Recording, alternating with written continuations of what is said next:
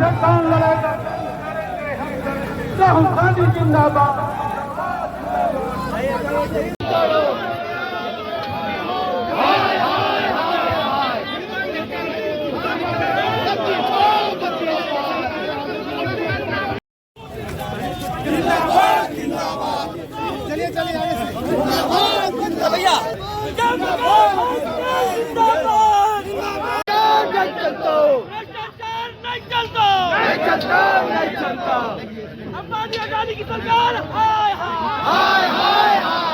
झारखंड प्रदेश Congress committee ने Akhil Bharatiya Congress committee के निर्देशानुसार राजभवन मार्च आयोजित किया। ये प्रदर्शन अदानी और उनके सहयोगियों को बचाने तथा मणिपुर में जारी हिंसा की अनदेखी के विरोध में किया गया।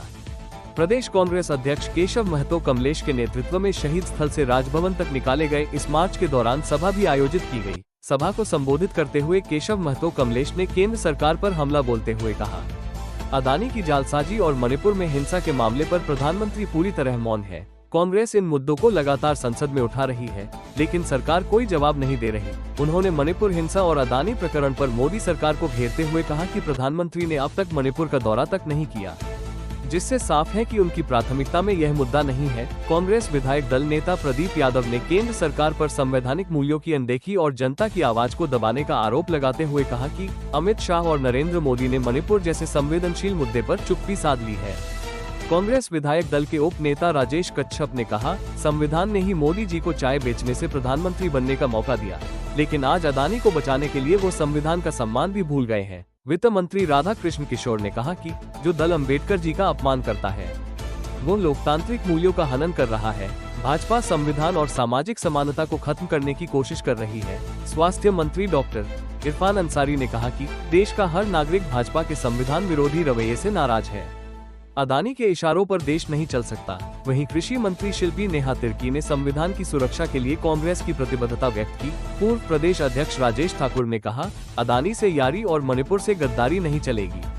कांग्रेस इस मुद्दे पर संघर्ष जारी रखेगी। मार्च में हजारों कांग्रेस कार्यकर्ता और वरिष्ठ नेता शामिल हुए, जिनमें कांग्रेस विधायक, पूर्व मंत्री, जिलाध्यक्ष और अन्य प्रमुख नेता शामिल थे। भैया क्या जरूरत पड़ा जो आज राजभवन मार्च कांग्रेस को करना पड़ रहा है? अडानी से यारी और मणिपुर के बहनों के साथ मक्कारी प्रधानमंत्री जो लगातार कर रहे हैं, गृह मंत्री जो कर रहे हैं, और जिस तरह से उनके लूट को छुपाने का प्रयास किया जा रहा है अडानी के, उसके विरोध में आज हम लोगों ने मार्च किया है राजभवन। हम लोगों ने ये बताने का काम किया है कि लोग इस मसले के विरोध में हैं।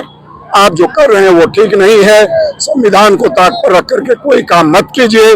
आदरणीय राहुल गांधी जो कहते हैं उनको समझने और सोचने का काम कीजिए। जो देश का ही नहीं विश्व का लुटेरा है उसके लूट पर चर्चा कीजिए, वहाँ जेपीसी की जांच कीजिए और सदन में जो हम चलाना चाहते हैं उसको चलने दीजिए। जानबूझ के इधर उधर की बातें करके कहीं न कहीं आप संविधान को ताक पर रखना चाहते हैं, संविधान को अपमानित करना चाहते हैं। बाबा साहब अम्बेडकर को किस तरह से कल अपमानित किया गया वो किसी से छुपा नहीं है। जब रामायण के रचयिता वाल्मीकि को हम लोग भगवान मानते हैं तो संविधान के रचयिता को, बाबा साहब अम्बेडकर को भगवान मानने में किसी को क्या दिक्कत हो सकती है?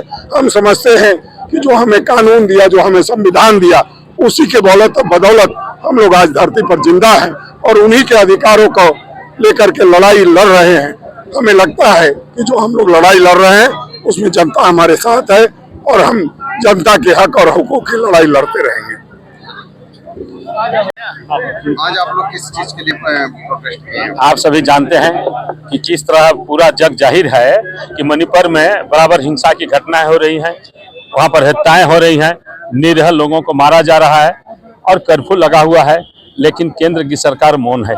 किसी तरह वहां शांति बहाल करने के लिए कोई उपाय नहीं कर रही है और इसके लिए पूरी तरह वह असंवेदनशील है। दूसरी ओर आपका गौतम अडानी प्रकरण पर आप देख रहे हैं और गौतम अडानी और उनके सहयोगियों पर किस तरह अमेरिका द्वारा उनके घूसखोरी और उनके जो रिश्वतखोरी और भ्रष्टाचार के आरोपों का पर्दाफाश किया है, यह जग जाहिर है। लेकिन वहाँ भी ये केंद्र की सरकार, मोदी जी मौन है। हमारे राष्ट्रीय नेता राहुल गांधी जी बराबर इन दोनों मुद्दों को सड़क और सदन सब जगह उठाने का प्रयास करते हैं, लेकिन केंद्र सरकार गहरी नींद में सोई है। इस पर वह मौन है, कुछ कहने से बच रही है।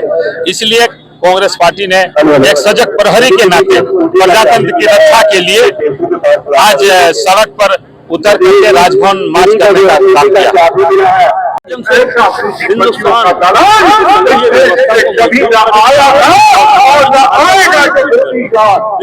तरह पूंजीवादी व्यवस्था वो लागू कर रहे हैं, इससे तो यही लग रहा है कि पूरे हिंदुस्तान में आर्थिक और सामाजिक स्तर पर ये जो है सो एक आपातकाल की एक समय था जब इमरजेंसी हुआ था पॉलिटिकल रीजन से। आज स्थिति यह है कि आर्थिक और सामाजिक आपातकाल की हुई है। पार्टी और प्रधानमंत्री जी की पूंजीवादी व्यवस्था को करना चाहिए कि सामाजिक समाधान रिलेशन होना चाहिए। तभी हमने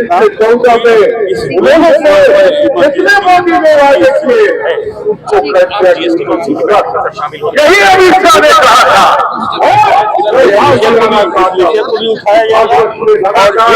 हम अलग से मांग करें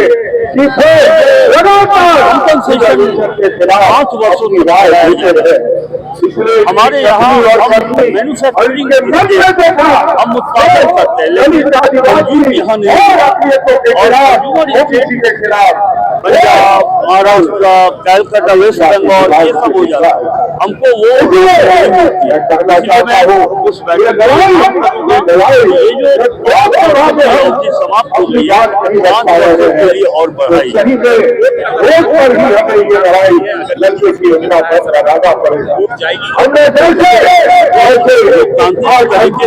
अपने अधिकार जो हमारा बकाया है न्यायालय में भी पॉलिटिकल किसी भी राज्य की एक गवर्नमेंट को अगर केंद्र सरकार के खिलाफ वोट का शरण लेना पड़ रहा है तो ये जो पॉलिटिकल सिस्टम है ये उसका फेल्योर है। भारत सरकार और भारतीय जनता पार्टी की सरकार नहीं है।